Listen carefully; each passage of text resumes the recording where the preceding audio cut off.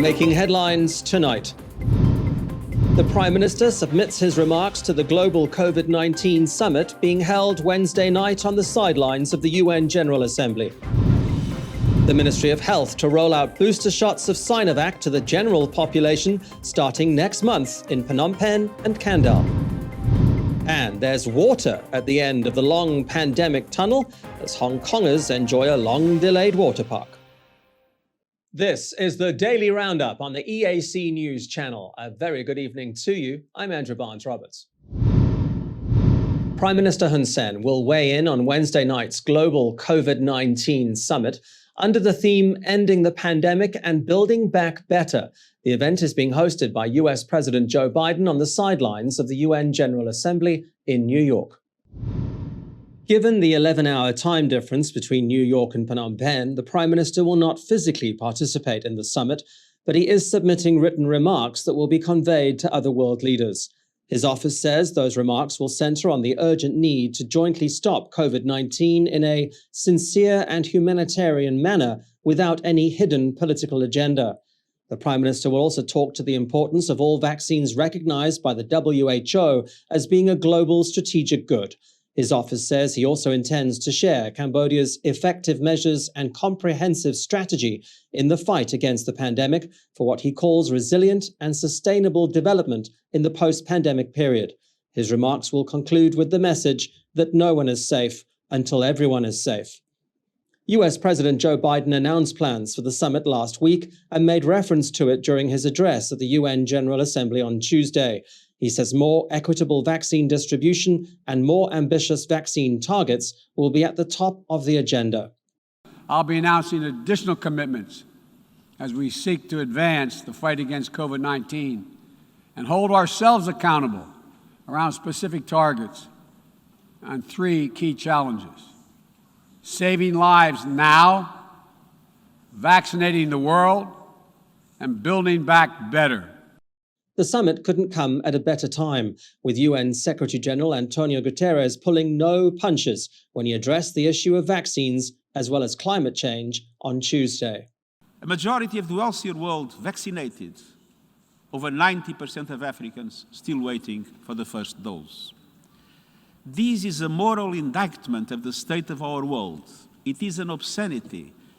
We passed the science test, but we are getting an F in ethics. Excellencies, the climate alarm bells are also ringing at fever pitch. The recent report of the Intergovernmental Panel on Climate Change was a code red for humanity.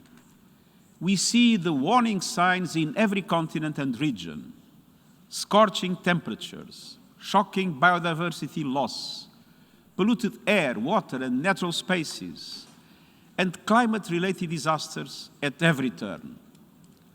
As we saw recently, not even this city, the financial capital of the world, is immune. Climate scientists tell us it is not too late to keep alive the 1.5-degree goal of the Paris Climate Agreement. But the window is rapidly closing. World leaders next meet in Scotland from the end of October to discuss climate change. Outcomes of Joe Biden's global COVID-19 summit are expected on Thursday. Prime Minister Hun Sen has held an online meeting with UN Special Rapporteur in Cambodia, Professor Vitit Muntabhorn. They sat down via video conference on Wednesday afternoon to discuss the human rights situation in the kingdom. The Prime Minister's personal assistant, Ieng Supalit, told the media that the UN Special Rapporteur expressed his appreciation for government's vaccine rollout and had 4 questions for the Prime Minister, focusing on human rights, the COVID situation, socioeconomic development, and what the Prime Minister would appreciate most from him. The Prime Minister told the UN Special Rapporteur that the royal government's first priority was ensuring Cambodians' right to life and to ensure peace in the kingdom.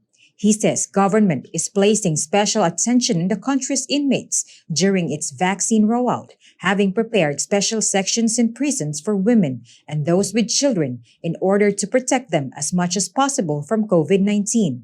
The Prime Minister says democracy has created a positive socio-economic environment in the kingdom.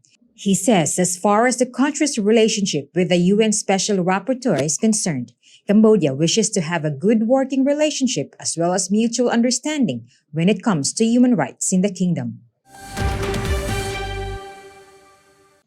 Cambodia's healthcare workers continue to become busier by the day.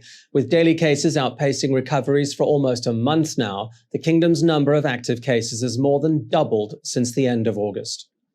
5,165 patients are currently receiving treatment either at home or in hospital. The Ministry of Health confirmed 637 new COVID-19 cases on Wednesday. That's against 468 recoveries. 14 more Cambodians lost their fight against COVID-19 overnight. The new numbers take the kingdom's total number of cases to 105,981. The death toll has reached 2,154. The number of patients treated successfully has climbed to 98,665. Booster shots for the general public are to be rolled out from the middle of next month. The Ministry of Health announced on Tuesday evening that the royal government will start providing booster shots against COVID-19 in the capital, to be followed by other provinces. EAC News reporter Reo Soko has the details. Phnom Penh's booster shots will roll out from the 11th of October. That is for adults who were initially vaccinated at least 4 months ago. The kingdom will use Sinovac as the booster dose.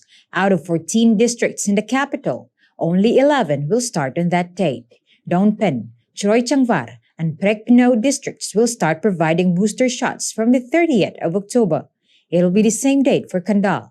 According to the Health Ministry, other provinces will kick off booster vaccinations between the 8th of November and 16th of December. Cambodia has already inoculated over 800,000 people with booster shots. It started with frontline healthcare workers and government officials. Since the 10th of February, the kingdom has fully vaccinated over 72% of the population over the age of 12.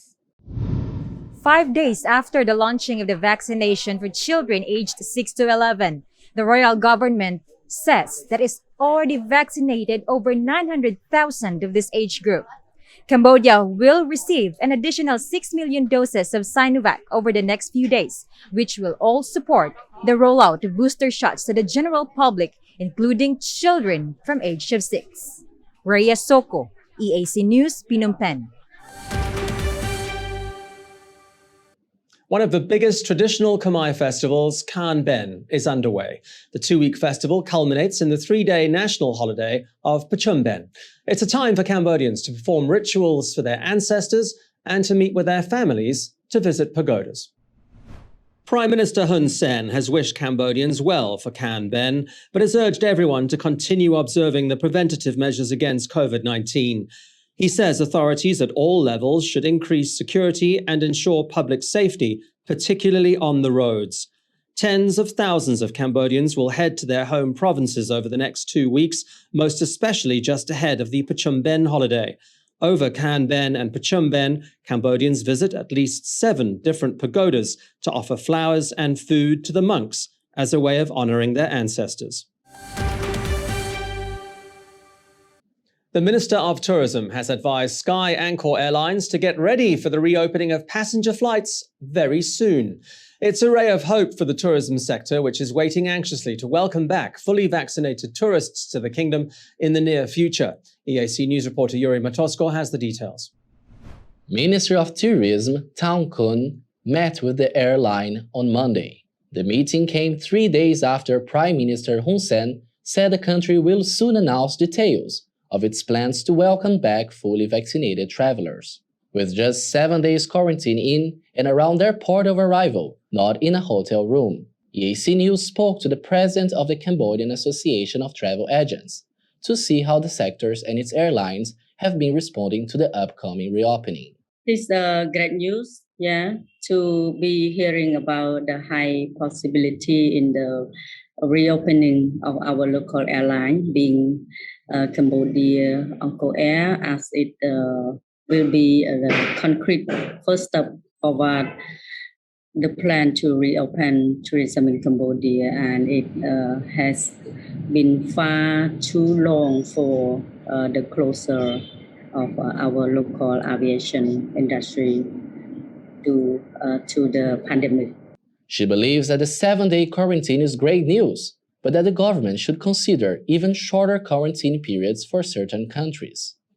Yeah, it is indeed an exciting opportunity for the tourism business, seeing the government is considering reducing quarantine time for new travelers from 2 weeks to just one. However, it would be even better for the authority to consider limiting some considerably safe countries to just 3 days of quarantine for smooth operation and convenience for quarantine tourists. There is the possibility the authority will be assisting them to visit determined tourist sites set by the government. Regarding the selected areas for quarantine, it is a possibility for the first step to reopen the south to open the south coast, such as Sihanoukville and its selected islands for quarantine destination. There's also promising news for foreigner residents of Cambodia. The Qatar president believes the $2,000 deposit will be lifted once the quarantine gets shortened. Establishments such as those here on Riverside have been clinging on for the past 18 months. Some of them have closed permanently, but those that are still in business have renewed hope they will soon be back to serving international tourists, thanks to the success of the kingdom's hugely impressive vaccination campaign. Yuri Matosco, EAC News, Phnom Penh. As we've already seen both here at home and around the world, your vaccination status can make all the difference as to where you can get in. In Phnom Penh, certain restaurants and hotels are already insisting on proof of vaccination for entry, and an increasing number of countries are introducing vaccination passes and passports. It's been no different at this week's UN General Assembly, although one world leader just refuses to go with the flow. It all started a few days ago when Brazilian President Jair Bolsonaro flatly refused to get vaccinated, even at the urging of British Prime Minister Boris Johnson. That's correct. It's a great vaccine. I have AstraZeneca. Thanks, everybody. Get AstraZeneca vaccine.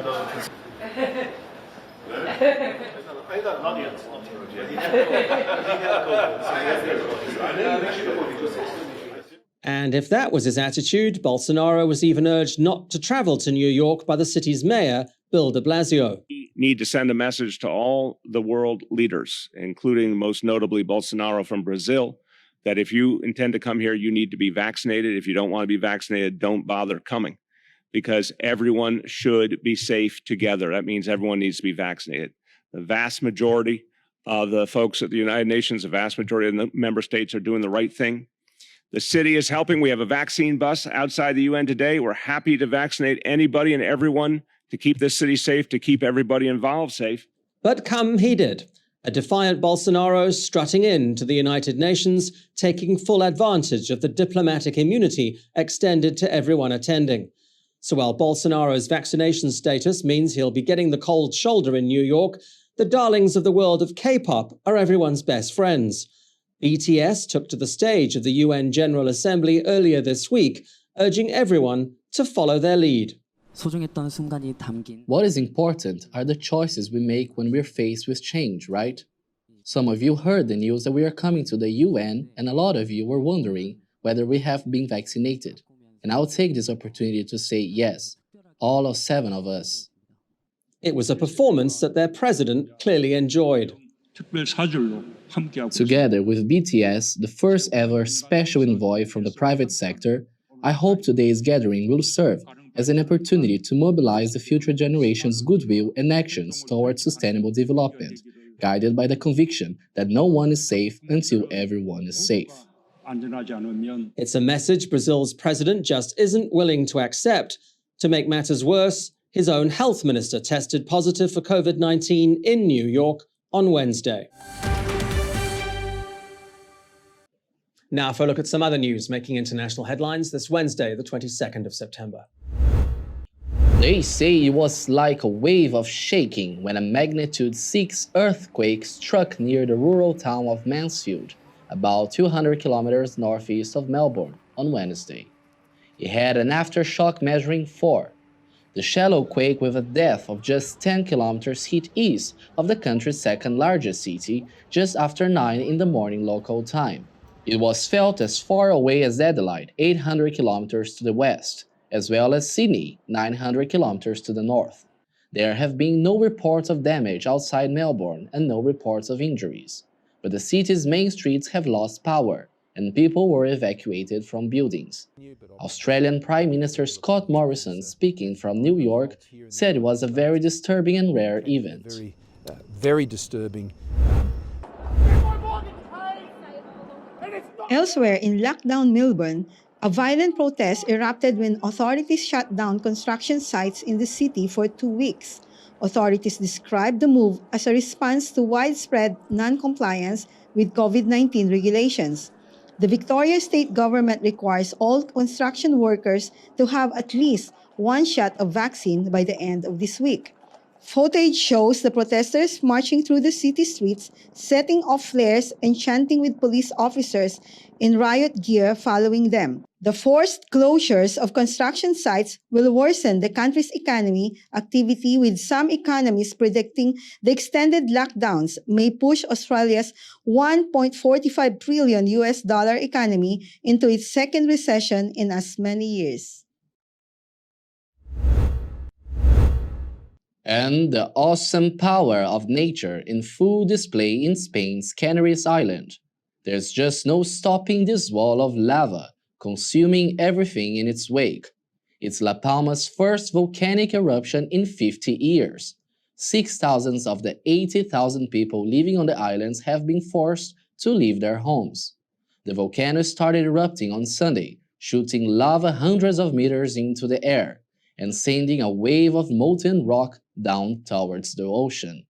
La Palma had been rocked by thousands of quakes during the 14-day build-up to the eruption. 42 of them had a magnitude of 3 or above.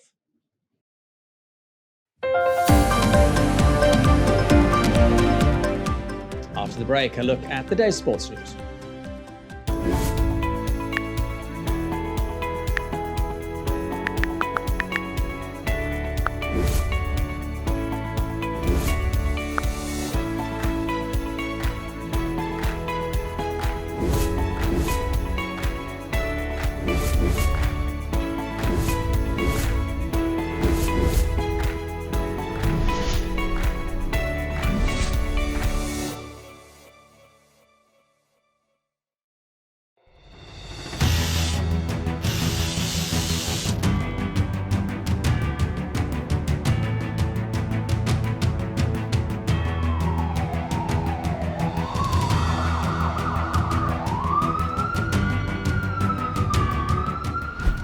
EAC News fully supports the Royal Government of Cambodia's preventative and administrative measures against COVID-19. But we need you to play your part in helping bring the 20 February community transmission event to an end. Wash your hands regularly, sanitize wherever possible. Keep an eye on your body temperature. Use the Stop COVID QR code and maintain a safe social distance. But above all, please, please, please, wear a mask. Only together can we beat COVID-19.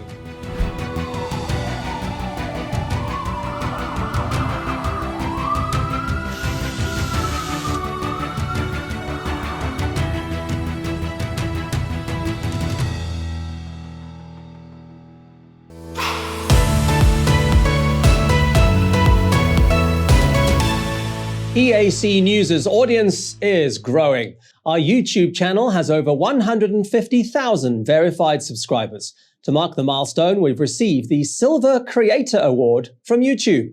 It's given to channels with over 100,000 subscribers. YouTube CEO Susan Wojcicki says the award celebrates EAC News' hard work and incredible achievement. She says we've brought a unique voice and style to the world, but have also created valuable connections and built a community along the way. The next milestone we're going for is 1 million subscribers, and we'd really like that Gold Creator Award. So if you're not already a subscriber, head to YouTube and search for EAC News. Subscribers get alerts when the Daily Roundup is premiering and live events are streaming. Get all the latest breaking news and updates from Cambodia in English. The EAC News channel on YouTube. Cambodia made clear.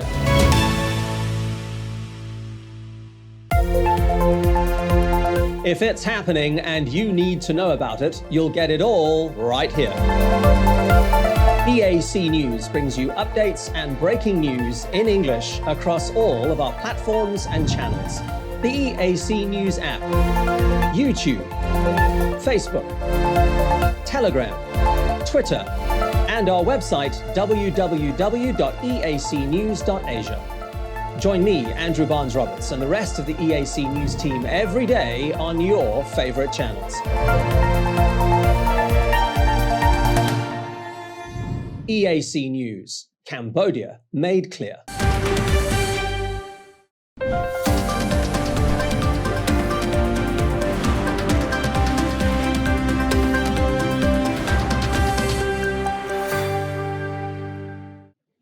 FIFA has ordered that Hungary must play their next World Cup qualifier behind closed doors. It has also imposed a $217,000 fine following racist incidents during this month's match against England. Hungary's next qualifier is against Albania on the 9th of October. FIFA says numerous supporters were to blame for the racist incident in Budapest. Monkey noises were aimed at two of England's black players. Projectiles, including a flare, were also thrown, and stairways were blocked as security officials tried to take action. FIFA decided to penalize Hungary with its next two matches played behind closed doors, but has suspended that second match penalty for 2 years. The incident didn't seem to hurt England, though, who went on to win that qualifier 4-0. But it has further tainted Hungary and its supporters. They already have to play their next two UEFA games behind closed doors for racist fan behavior during Euro 2020.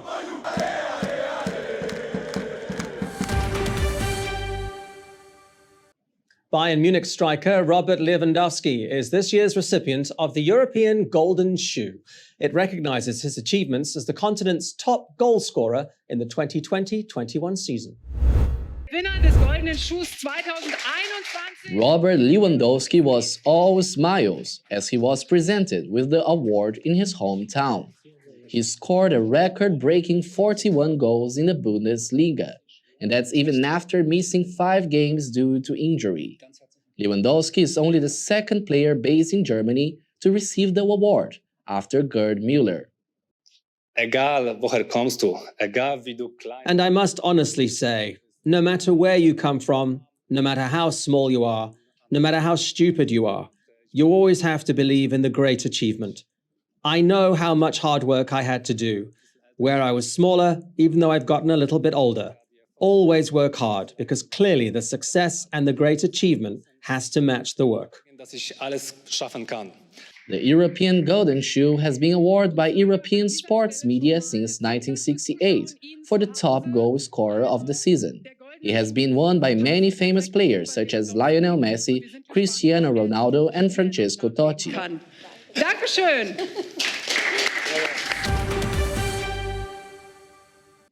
Heavyweight boxers Anthony Joshua and Alexander Usyk have both put in public workouts ahead of their multiple belt bout in the UK on Saturday. Joshua is putting his WBA, IBF, WBO and IBO heavyweight titles on the line. The title challenge is mandatory after Joshua's bout with Tyson Fury was called off. Fury has been ordered to fight Deontay Wilder. 31-year-old Joshua doesn't seem to be letting his diary clashes bother him. He was supposed to be facing WBC champion Tyson Fury in Saudi Arabia this month, but an American arbitrator ruled that Fury first had to have a rematch with Deontay Wilder. The WBO then ordered Joshua to defend his title against Ukrainian Usyk.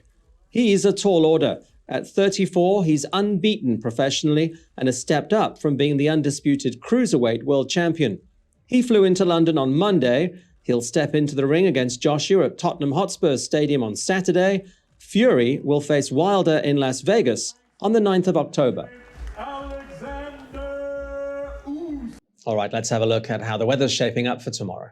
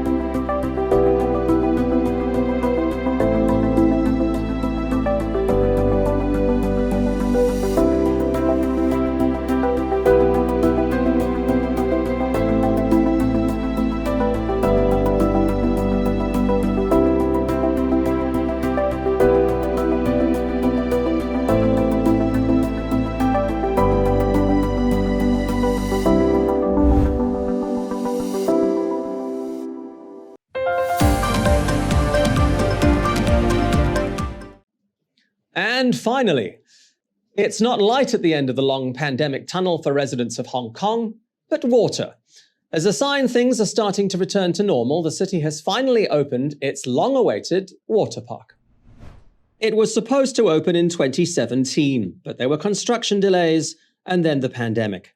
But Waterworld is finally open, and its rainbow-coloured slides are providing all the relief Hong Kong residents need for that COVID fatigue.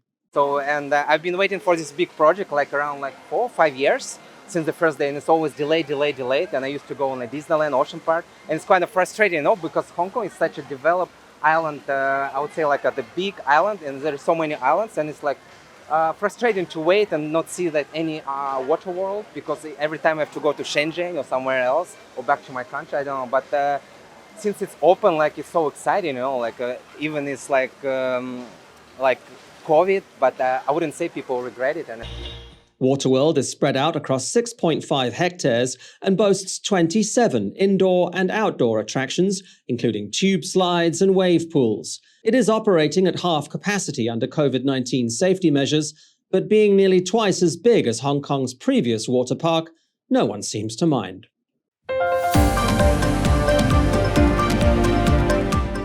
Thank you for watching the Daily Roundup here on the EAC News channel. You'll get more breaking news and updates from our website. Head to www.eacnews.asia. You can also search for EAC News on Telegram and at your favorite app store. More from the EAC News team in the Daily Roundup tomorrow night at 8. I will see you then.